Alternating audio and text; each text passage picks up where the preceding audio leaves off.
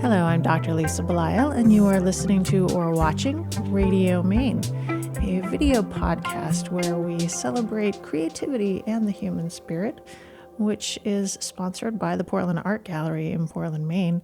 Today, I have with me Liz Cotter Schlax, who is the president and CEO of United Way of Southern Maine. Thanks for coming in today. Thank you so much for having me. I'm really grateful to be here. Well, I'm pretty excited to talk to you for a couple of different reasons. One, we were just talking before we started recording about your personal connection to Maine and the fact that you went out and sort of shone your light across the United States, then came back, and here you are again. But also the wonderful work that United Way does. So let's start with your Maine connection. I understand you and I share a Waterville connection. I was practicing medicine up in Waterville for a bit, and you apparently lived there and went to Waterville High School. I did. I grew up in Waterville. I'm a proud Purple Panther, graduated from Waterville High School. It was a wonderful place to grow up. And then, like many kids I see today, I was absolutely bound and determined to get out of the state when I graduated. And so I did. So I left and was gone for 25 years and then had the opportunity and privilege to come back just 9 years ago, and here I am. So let me ask you this question. How many people from Waterville High School that you graduated with went on to Harvard and Columbia? A few. Yeah, I actually had a classmate who is a physician who graduated from Waterville with me and went to Harvard and he went on to medical school, not business school like I did. But yeah, there are a lot of kids from Waterville who left and went to all sorts of great institutions, and we need to get them back here. Well, I agree with you. And the reason I asked this, my sister went away and went to Harvard for her undergraduate. She also went on to medical school. And I think it just underscores this idea that we really have great educational institutions in the state of Maine, pretty much at every level. I mean, we have wonderful K-12s, we have wonderful college, and we have wonderful graduate programs now. But it's whatever you want to do with it. I agree. I think, Waterville High School certainly, I think not then and not now isn't considered, sort of a premier educational institution in the state, but it was a great education for me. And I'm confident that the students who are there right now are also getting a really great education. So I think you're right. I think we have a commitment to education in this state. I think we've had high standards for our students. And I think there are kids all over the state who have great education and lots of talent. And I'm so happy that we can keep many of them here, but as they leave and spread their wings, I hope many more of them consider coming back like I did. And now you happen to live in what is my hometown. And we were talking about this, you live on the street where I used to deliver papers when I was a youngster, back in the day when youngsters delivered papers and not people who were fortunate to have cars. Either way, it's just for those of you who deliver papers, so much respect. Either way, however you've done it in your life. But it's very early morning, however you're doing it. It is hard work, either way. But you now live in Yarmouth, and you came back to the state essentially for the job. You told me this is actually your work anniversary. It is. And you are now the president and CEO of United Way of Southern Maine. So talk to me about that. I mean, you weren't always in nonprofits. You had other experiences.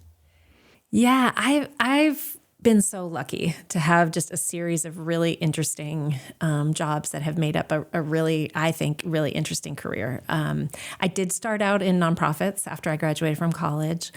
And I actually started working for United Way in Madison, Wisconsin. We were there because my now husband was in graduate school in Madison, and that's where I started working for United Way. But when he was finished with grad school, it was my turn, and I loved leadership and management, and that was something that was had always been, I'm sort of, student council all the way up. Leadership had always been sort of an important part of me and what I enjoyed doing. And so business school was a pretty logical extension of that. And so I chose to go to business school. And so we moved to New York City and had the opportunity to live there. It was an amazing time to live there. We had an incredible experience. We were also there over 9/11. So that was a really heart-wrenching, and I just have such a strong connection on that day. That was a really impactful part of my life. And when I graduated, I went to work for John Deere, who had recruited MBAs into a management training program. And so there were a cohort of MBAs from around the country who had all joined John Deere at the same time. And we went through this management training program, and we were placed in different assignments. And so had the privilege of working in a number of locations in the United States, but also in Germany through the work with John Deere. But I really did miss community work. And so, as I said, I had started out in the nonprofit sector. And as you know, I spent about 6 or 7 years at John Deere, and then I really wanted to get back to community work and had the opportunity to go back to another United Way in Des Moines, Iowa, where we were living at the time, both my husband and I working for John Deere at that time, and went into a leadership fundraising and marketing role in Des Moines, and was there for 7 years before the opportunity in Southern Maine opened up, and I had the chance to come home. And so it was a very natural career progression, but I certainly would never have predicted that when I was graduating from Waterville High School. So when I think about the work you did in the corporate world and the work you have also been doing in the nonprofit world, I'm guessing that probably there are some similarities and some differences. Absolutely. And I think that was another reason why I wanted to go to business school. And I knew when I went to business school that I was going to work in the corporate sector when I graduated, because I wanted to see what the differences were. I had anticipated that my long-term career would be in nonprofits, but I really thought that the best way I could serve communities was to gain a little bit of what is that secret sauce over there on the corporate side. And I think what I found was far more similarities than differences. The resources are very different, but everybody feels resource constrained. And at John Deere, I was in product development and product planning, and that's a place where you always want, an extra 10 million so you can do this other product as well. So there are always choices, and always have to be strategically analyzing what's in the best interest of the constituents that you're working for. So that's obviously a big difference. We were constantly very aware of shareholders at John Deere and talked about it all the time. And here we talk all the time about what's in the interest of the community. And I think I think that similarity is interesting, that you have a group of people who are very dedicated. And that was another similarity at working at a place like John Deere. I mean, the people who work at John Deere are as passionate about farming, about agriculture, about machinery, as we are at United Way about community and solving community issues. So it's, that place where people really feel that they can be their authentic selves, wherever that is. For many people, that's at John Deere. But that similarity of we're working really hard with really talented, caring, dedicated people doing this great job, but it's for the benefit of others, I think was just a very strong connection, and showed up all over the place in all of my roles. For those who aren't familiar with the United Way, can you give us a little background on the work that your organization does, and maybe kind of the evolution in Maine that you've seen? Sure. So all United Ways are local and independent. And so there are actually over 1,000 of us across the country, and 1,100 of us across the globe in 40 different countries. So United Way is a huge network, but it operates at a very local and sometimes hyper-local scale. And so we have 7 United Ways in Maine. When I started at United Way, what was then United Way of Greater Portland, 9 years ago, we had 10 United Ways in Maine. And so in those 9 years, we have consolidated and merged to 7 of us. And we do that when, like any other organization, when it makes sense for the communities that we serve, to share resources and do things on a bigger scale.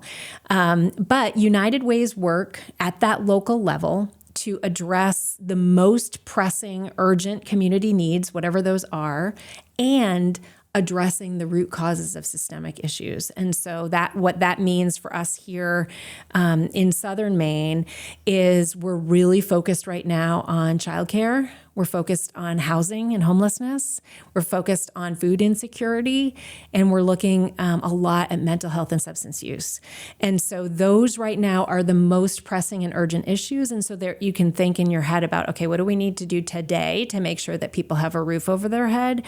But also, how do we get upstream and ensure that the people of tomorrow don't have to be in the situation where we're trying to find a roof for them today, that they have had the systems and supports in place to enable them to access housing, for example. So that combination of both the most pressing and as determined by the community. And so that's why that local focus is so important, because while all United Ways across the globe are working in the areas of education, financial stability, and health, all of us are, what a particular United Way may be most focused on may be different according to the needs of that local community. And so we have that ability to really be locally directed and locally focused, but also the benefits of a national and global network where we can learn best practices and we can do federal public policy work and things like that at scale.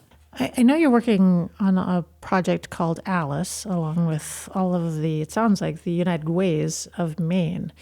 And I think there's a lot of crossover between the work that you're doing and the work that we do in social determinants of health in the medical system. Absolutely. I was reading this. I was like, wait, they're speaking just a slightly different dialect of the same language that we speak. So talk to me about Alice. I'm really glad you asked. Alice is a really important way to describe a group of people in our state that have always been there and we've always known about, but we haven't had a really great way to talk about and therefore to address the issues that they face. Alice stands for Asset Limited, Income Constrained, Employed. And so what that means is these are working individuals who are really struggling to get by. They barely make ends meet every month. And in our state, the data shows that 42% of households in Maine are at that Alice threshold or below. So what that means is those families cannot meet a basic budget of rent, utilities, childcare if you have children, the basic transportation, those basic expenses that we have. 42% of households in our state are not able to meet that basic budget. And so forget about saving for retirement. Forget about saving for your children's education. Forget about Christmas presents or vacations. That is not what we're talking about. We're talking about the basic budget. And these are the individuals that all of us work with and see every single day. So these are often in our healthcare environments. They are in our retail environments, in our food service environments, administrative staff in corporations and offices. And Alice families are all around us. And what we found in Cumberland County, for example, is, and I have my little cheat sheet here, about $34,000 a year is required for a single adult to meet that basic budget here in Southern Maine and Cumberland County. So that's that's $17.41 an hour that an individual needs to make in order to meet that basic budget. And we know that there are a lot of jobs that don't pay $17.41. Just again, forget about saving for retirement and all those other things that we know we need to do. So all the United Ways in Maine joined a national network of, I think we're the 27th or 28th state to join in this project of assessing this. And we, as I said, I mentioned the Cumberland County data. It's on a county by county basis. It tallies the actual average cost of all those things, rent, food, utilities, blah, blah, blah, by county. And then it also looks at the jobs and says, okay, what are the jobs in your area paying? And therefore, that's where you get that 42% number of saying, hey, our jobs are not able to provide the incomes that our families need right now. And so all the United Ways in Maine, all 7 of us, came together to do this report with the generous support of the John T. Gorman Foundation. And this is something that we will get data every year. We'll get small slices of data, and we'll get a full report every 2 years, updating this data and statistics to make sure that we're with the most recent information. It's primarily for us to work with lawmakers to make them aware of the way that families are struggling in our state, and also to work with the people in our local communities to address housing affordability, childcare affordability. We're working with many partners in the community right now on those 2 particular topics. For example, yesterday in our office, we were talking about access to mental health care and the costs associated with that, as so many providers have gone to private pay only. And as you noted, you may have noted when I said the list, access to a private therapist was not on the list of basic expenses. So that is out of reach for many people in our community. So we see, to your point, how all these issues come together as the social determinants of health, as keeping people from being as healthy as they can be in our state. And so, as I said, United Way works in education, financial stability, and health. And we know that all of these are intimately connected, and the success in one area has very strong outcomes in the others. In my job, I'm one of the chief medical officers for a healthcare system, and in my job, one of my service lines, it's called addiction medicine services, although what we're calling it now is substance use disorder. Mm-hmm. So the medical director said to me, what he's hearing now are people who no longer qualify for Maine care, being dropped from the Maine care roles, and they're working individuals who were able to access help with substance use disorder as a result of having access to Maine care. But now they are working. They make too much money to qualify anymore. They can't afford the health insurance that they need to stay actively sober. And they're going, if they can even do this at all, they're going to the streets to buy the medications they need to actually support them in their ongoing recovery. And so when I heard that, I thought, well, here's a great example of something that was probably a benefit through COVID, which was wonderful. I understand why, from a financial standpoint, longer term, it's going to be hard to do to keep people covered by Maine care. But also, here's the unintended consequence. And this is what it means to our community. And so when you talk about the nature of health and financial stability, I mean, everything is so intricately connected. Absolutely. And I think, another example of exactly what you're talking about is childcare. And, as I've been talking to employers, I talked with a key leader at an organization in our community this very morning at breakfast, talking about childcare challenges and how employees can't afford childcare, can't access childcare. Last year, the legislature put in place a great benefit to provide additional stipends. So at its very basic level, you can't pay enough to childcare workers to get them to join the workforce as a childcare worker, and also enable parents to afford to pay for that childcare. So it is clearly an example that the market cannot fix. With our current economy, with the low unemployment rate, there are so many opportunities for childcare workers who are highly skilled, wonderful with human interactions and all those skills that they have, to make more money elsewhere, frankly. And as much as they love children, they have to feed their families as well. So many people are leaving the profession due to the pay. And let's just increase their pay. And then families say, are you kidding me? Childcare is an enormous expense already, and we can't make it more expensive for families. So clear example of where the market can't fix it, and therefore it needs some sort of other intervention. And so the legislature did that last year, and they put in place stipends for childcare workers from the state. Great idea. Well, with those small stipends, a few $100s a month, a number of childcare workers lost various benefits because they went over that benefits cliff. And total unintended consequence. People were trying to do the right thing to try to fix this issue that exists in every single community in our state.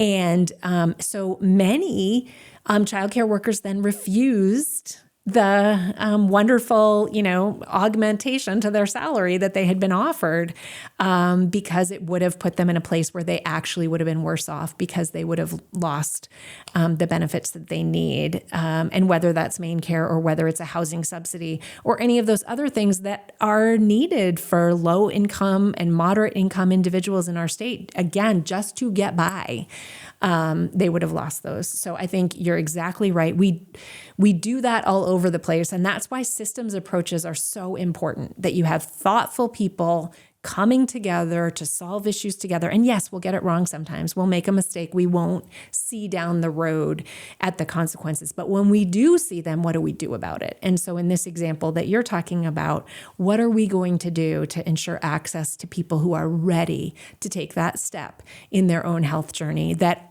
all of us as a society want them to take and need them to take for the overall health of society? How are we going to intervene as a society to enable people to get on that path where they can access the services that they need? I agree with you. And I also think it's been interesting for me, again, having worked for the particular healthcare system I work for. I mean, we have an early learning center. So one of the things that we've done in our organization, because we know that we employ primarily young women who are having the children in the family, and often they're the first ones to stay home with the kids if they don't have childcare, is we've now expanded our early learning center.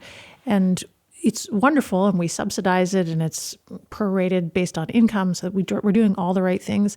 And also, I don't know that we will ever be able to completely meet the need. I mean, we still have also a very, very long waiting list. I'm sure. So I think it's another great example too of, we're an organization that needs to also make enough money to remain sustainable, to continue to offer healthcare to the community. So it can't always be put on employers. It can't always be put on government. It can't always be put on private individuals. And how do you get the stakeholders all to the table? How do you, first of all, identify them? How do you get them to be willing to have conversations? How do you utilize the information they bring forward so that you can actually influence change? I mean, these are large questions. I don't know that you'll be able to answer them in our short period of time, but do you have thoughts on this? I do. We, I often joke about the cheesy name of our organization, but it's not. It is actually descriptive. And United Way has existed in our community since 1929, but it's, United Ways across the country, founded in Denver in the late 1800s, exist for exactly the reason of there are so many issues in our society, and always have been, that not only can no organization by itself solve the issue, but no sector. And it's pure hubris to imagine that we can. And so United Way, we really exist to bring the community together from all the sectors. So government sector, nonprofit sector, the corporate sector, philanthropy, and caring people who don't see themselves as part of a sector, but want to be part of the solution. So how do we bring everybody together rowing in the same direction on some key issues so that we can tackle them? Because you're exactly right. And I think your example is perfect.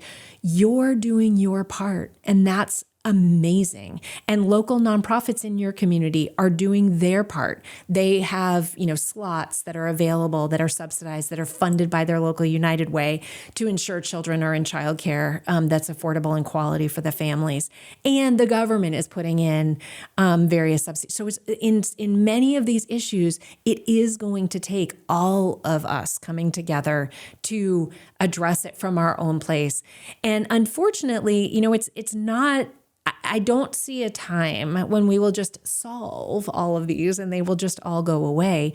But we have to keep addressing them and getting smarter and better at the role that all of us play. And I think, using best practices from business, for example, to bring into how we tackle, some childcare financing, for example, and how we help childcare providers to become more economically sustainable through a mix of funding resources. We can use expertise from other sectors to support that work, in addition to funding, in addition to donated land. I have this example that I tout all over the place because it's so impressive to me. Kennebunk Savings Bank had extra land. And we all know we have a housing crisis across the state. And so they're partnering with Avesta Housing to build some housing. I believe it's senior housing in Kennebunk because they had the land. So it's that kind of like, what asset, what resource do I have as an individual,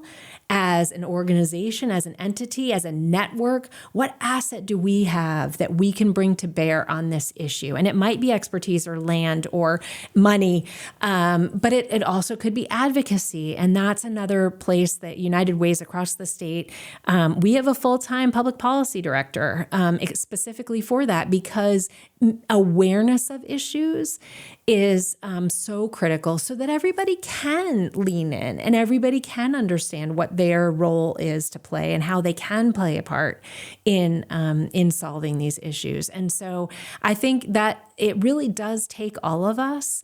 And I think we're at a time right now where I believe strongly that people's urge to care for each other and help each other is still as strong as it always has been, but people are overwhelmed right now themselves. Obviously, the COVID pandemic threw everyone for a loop, and I think people are perhaps some people are regaining their footing now and maybe feeling like they're in a more stable place where they can predict the future a little bit better, and maybe that allows them to sort of broaden their aperture a little bit now and come back to, okay, let me look around and let me see how I can be useful to my community, or how what I have to offer can be of use to others. But for a few years there, people were incredibly hunkered down, and I understand that totally, but our society cannot operate that way. We cannot operate where it's every person for himself, and where I don't see the issue of homelessness. Well, no one in my family's homeless, so therefore it doesn't impact me. We can't go to that place because our whole society depends on all of us working together to address things together and move forward together. And I feel hopeful that we can do that again. But right now, I think people are just gaining their footing again to be able to see, okay, how can we work together to address things? And I hope that United Way can be a helpful part of that process. In some of the key areas, we are working hard in some of the key immediate issues that we're seeing in our area.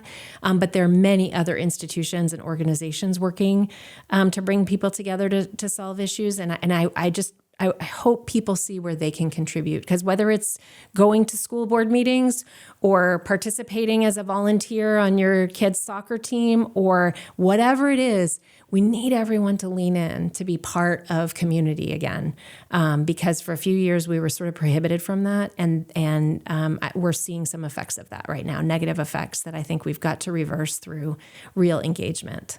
Well, I can't help but notice that you were part of Up With People for more than 2 years, which I think is pretty notable that of all the things that this remains on your notables for your life. So I can tell you're already predisposed to having a very specific and optimistic view of the world. And also, you mentioned 9/11. Mm-hmm. And I could tell just looking at you that it still makes you feel emotional. It makes me feel emotional. Mm-hmm. It should make any of us feel emotional. And I think I can tell you from my standpoint, my response to that was, oh no, we cannot let ourselves be held captive by fear and by anger. We need to move through that. So tell me how that impacted you. Oh, absolutely. I think I do have a hopeful and optimistic nature. I was lucky to be born that way and have that cultivated in me. And I think, I did travel for 3 years with Up With People and lived in homes of people all over the world, and really was able to see that people are the same and people have the same hopes and dreams I was in families that were very, very different from how I grew up in all ways: religion, economic circumstance, political views. just as different as can be. And I really gained an appreciation. I really do believe that the vast majority of people want the same thing and are in their hearts hoping for peace and hoping for safety for everyone around them. I really believe that. And 9/11 shook all of us. It was actually, now you can tell exactly how old I am because it was the day before my 30th birthday. And so I was, getting ready to celebrate with friends and all that stuff. And this just enormous life-changing event happened. And walking around New York for the next few weeks, I was terrified. I was scared of everyone around me. I was cautious in what I did. I was sad, and I really didn't know what the future would hold. And I think from talking to others, I think a lot of people experience that same thing, where it just seemed like, how can we possibly ever go back to anything resembling normal again after this? And then time went on, and I saw the amazing way that people came together. I saw how kind people were on the New York subways to each other. I saw how people recognized the humanity around them and the struggle around them that other people were facing. And hope came back, and it came, and then within a year, it was a sense of normalcy, and it was a sense of, okay, that has forever changed us. And to your point, we are not going to let this forever change us in all the ways that make us, a society that cares. We had a lot of laws that were put in place, and we had a lot of sort of large reactions. And I think over time we've recognized and modified as a society and come back to a sort of an equilibrium place. And I really believe that is how our country will continue to operate. I really do. I really believe that as we have these pendulum swings, and I feel very much like we're in one right now, and it's very uncomfortable in a lot of ways. I'm part of something right now, and again, to this sort of lifelong commitment to perhaps optimism, but I'm part of a national cohort called the Civility Leadership Institute. I'm just finishing up with that. And the focus on civility, the focus on being able to sit down and discuss with people who have different views from you and recognize their essential humanity, and recognize that we have shared interests and they want a safe and healthy America and a society that works for everyone. We have very different views in some cases of how to get there. And so how do we find the things that we do agree on? How do we find the things where we can find common ground? At least for right now, to just start flexing that muscle again, to practice what it looks like to work with others who disagree with you, to address things. And I've been privileged. The issues that we work on at United Way, people can have very different approaches to them and very different views of who should solve that problem. But I have found in all the years that I've worked at United Way in 3 different communities that people from all political stripes are willing to come sit at the table and talk about it, and willing to come to some place where we can address these big issues. And so I have a lot of hope.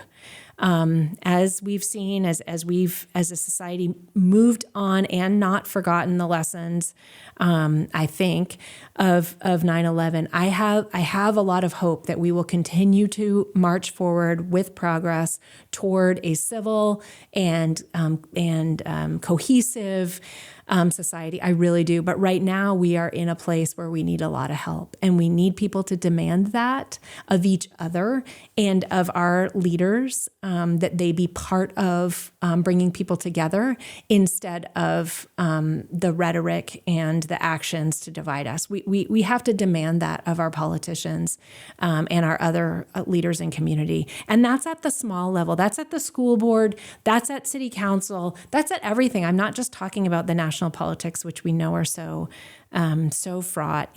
We're seeing it in, it's very easy to make the other guy the enemy. Not just I disagree with you, but you're the enemy. We can't be doing that. We can't be doing that at school boards. We can't be doing that at city councils. We can't be doing that in how we believe we should address homelessness. We're all trying to solve the same thing. Let's work together to make it happen, and let's not vilify each other. So I think it's a very long and rambling answer to a short question, but I do think that carry through. I do think we need optimistic, hopeful leaders who haven't given up yet. And I do think we need to hold ourselves accountable to listening, to treating others as if they are human beings, and recognizing that we all want the same thing. We just have different ideas of how to get there. Well, I can't even begin to top that. I think that was just a perfect answer. And I think it is incumbent upon people who have lived through things like 9/11, kind of on a larger scale, or even personal things on a smaller scale, and have come out on the other side and have said, we can do this. We really can. We, as humans, we don't have to sink to the depths of despair. We can acknowledge our pain and our sadness and our anger and frustration, but we can get there because we've done it before. So I think that is the benefit of, unfortunately, living through terrible, terrible things, is knowing that there is light on the other side if we want there to be. And we have to. We don't have a choice, right? Like one of my favorite Winston Churchill quotes, I don't know that I have multiple, but this quote that honestly, all of us have really painful times in our life. And, I lost the second of my parents this year. It was a really hard time. And, all of us have loss, have job loss, have health issues. All of us go through hell at some point. We just do. And the Winston Churchill quote is, if you're going through hell, keep going. And it's so simple.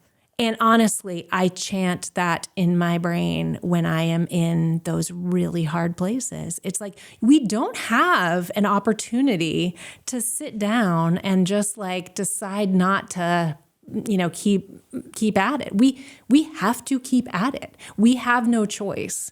And so that's, it is forward. It is forward no matter what, and doing it the best we can on any given day and with people around us, and doing it together, because as you know in your work too, this loneliness, this do it myself, this I'm an island stuff does not work. And so how we pull people together to march forward together and hear where people want to go and how they want to get there, and be part of that together is our challenge. And we as leaders of all types of organizations and entities and community groups and whoever, families, we need to have that mindset. We need to have that we're moving forward, and we're moving forward together, period. Well, I am feeling inspired today, and I hope those of you who have been listening to or watching Radio Maine also are feeling inspired by Liz Cotter Schlax, who is the president and CEO of United Way of Southern Maine. I encourage you to learn more about this organization and also the Alice work that is being done. I appreciate your willingness to come in here and have this conversation with me today, Liz. It was my pleasure. Thank you so much for having me. Thank you very much. I'm Dr. Lisa Belisle, and you have been listening to or watching Radio Maine, which celebrates creativity and the human spirit. Thank you for joining us today.